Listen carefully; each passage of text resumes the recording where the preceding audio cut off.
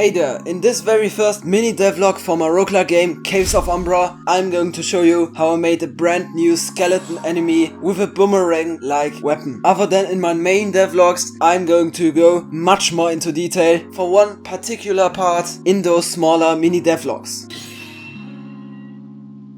To kick this new enemy off, I first needed a concept, which I easily had by remembering a video by Mashup Games, where Ollie creates a skeleton enemy that wields a bone that functions just like a boomerang. Inspired by this concept and the appearance of the dried bone from Super Mario, I sat down to create a sketch. One important criterion here was that the skeleton looks a little crippled.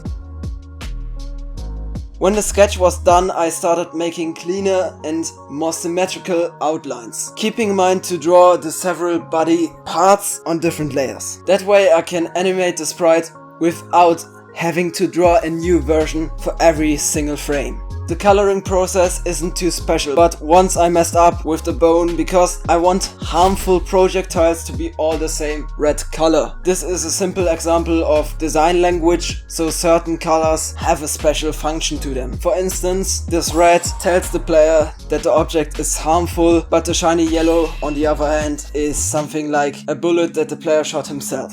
Lastly, it was time for some final details, and when that was ticked off my to-do list, I separated the body parts so that I ended up with this sprite sheet. Arrived in Unity, I assembled the skeleton back together, and then I started making an animation for an idle state and a running state. In addition to that, the hand holding the weapon has another animator controller so that the body and attack motions work independently. Now for the technical side of things, I first changed some of the enemy variables like the health and the movement speed. In terms of the bullet pattern, the skeleton enemies throw a boomerang that flies in a circle motion. This is done using the new component in Unity 2022.1 called Spline. With this component, you can create any curve-like shape you want, and you can even let objects follow that very path, which is exactly what I did here with the bone. Using this technique, I already came up with a lot of cool bullet patterns that I probably